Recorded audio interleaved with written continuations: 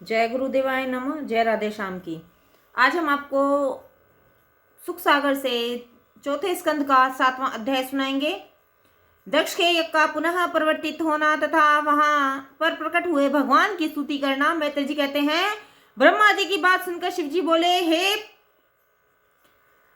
परद्रेश, मैंने दक्ष आदि को दंड अवश्य दिया है, किंतु वह ऐसा कुछ नहीं है कि उसका निराकरण न हो सके। मैंने दक्ष को यह कह दिया है कि उनका मुख छाग सा हो जावे और उनका सिर भी जल गया है। भग देते अपने यज्ञ भाग को मित्र देवता के नेत्र से देखें और पूछा, देवता यजमान के दांत से केवल आटे का ही भोजन करें।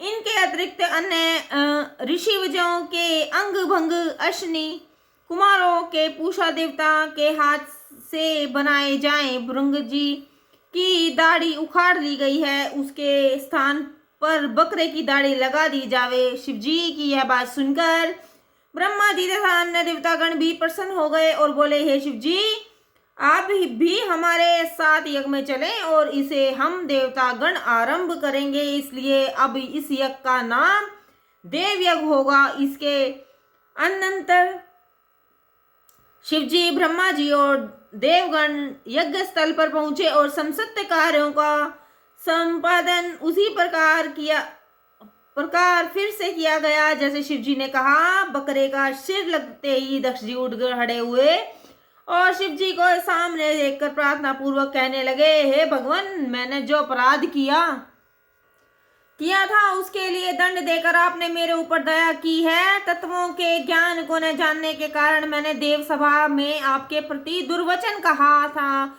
और यह आपकी कृपा थी कि आपने मुझे नरक में नहीं भेजा। मैं अब प्रार्थना करता हूँ, आप मुझ पर प्रसन्न हो जावें। मैत्र जी कहते हैं, शिव जी को प्रसन्न और कर दक्ष जी ने फिर उपाध्याय ऋषिवज और अग्नियों सहित उस यज्ञ को आरंभ किया। गणों के संसर्ग से उत्पन्न दोष की शांति के लिए ऋतुवेजों की ने विष्णु जी के हेतु 3 कपाल वाले पुरोडाश का निर्माण किया और शुद्ध बुद्धि से विष्णु जी का ध्यान किया। विष्णु जी अपने देदीप्यमान आभूषणों से अलंकृत होकर गुरुड़ पर बैठ स्थल में उपस्थित हो गए, जिन्हें देखकर समस्त देवताओं ने उठकर प्रणाम किया और उनकी अनेक प्रकार से स्तुति करने लगे। फिर दक्ष जी ने कहा, आप माया से परे हैं, फिर भी माया आपकी दासी का कार्य करती है। माया द्वारा आप मनुष्य रूप धारण करते हैं, यद्यपि आप राग द्वेष से अलग हैं। ऋषिवेज ने कहा, हे प्रभु, हम लोग तत्व ज्ञान नहीं जानते और यदि जानते होते तो रुद्र जी का शाप भोगना क्यों पड़ता। वेत्रयी द्वारा सिद्ध यज्ञ रूप में हम आपको जानते हैं। यज्ञों के इंद्रादि देवता आदिदेव रूप में आप ही में प्रविष्ट हैं। इसी प्रकार सदस्यों ने और रुद्र जी, भृंगमुनि, ब्रह्मा जी, देवराज, इंद्र, स्त्रियों, सिद्धों, यज्ञमनियों, लोकपालों, गंधर्वों, विद्याधरों और अग्नि आदि सब ने पृथक पृथक यज्ञदेव विष्णु जी की अनेक प्रकार की स्तुति की। तब उन सब की स्तुतियों को सुनकर यज्ञेश भगवान बहुत ही प्रसन्न हो गए और जब विद्वान दक्ष के वीरभद्र से दूषित उस यज्ञ को फिर आरंभ किया तो सब देवताओं को उनका पृथक पृथक भाग मिला और यज्ञेश भगवान विष्णु जी अपना भाग पाकर तृप्त हो गए।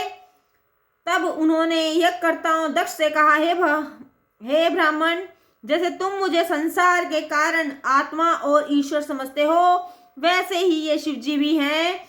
इनमें और मुझ में भेद करना मूर्खता है। जिसे मुझ में और शिव जी में अंतर नहीं ज्ञात होता, वह शांति पाता है। यह सुनकर दक्ष को बड़ा संतोष हुआ और उन्होंने यज्ञ के पुरोडाश से दोनों देवताओं को सम्मान रूप सविधि पूजन किया।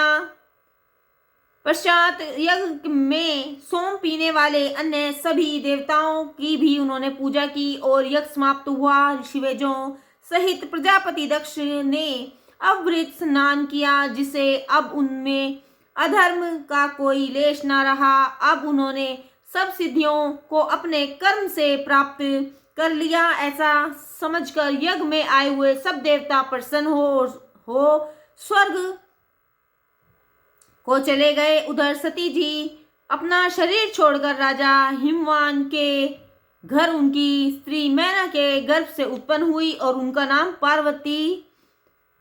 पार्वती नाम पड़ा। वहां भी उन्होंने शिवजी को ही पति भाव से स्वीकार किया। मैत्र जी कहते हैं, हे विदुर, शिवजी का यह चरित्र बड़ा ही पवित्र, आयु बलदायक और आयुर्वर्धक है। जो भक्ति सहित शिवजी के इस चरित्र को सुनता अथवा कहता है, वह अपने तथा दूसरों के भी पाप का नाश कर देता है। जय गुरुदेवाय नमः। जय राधे श्याम की।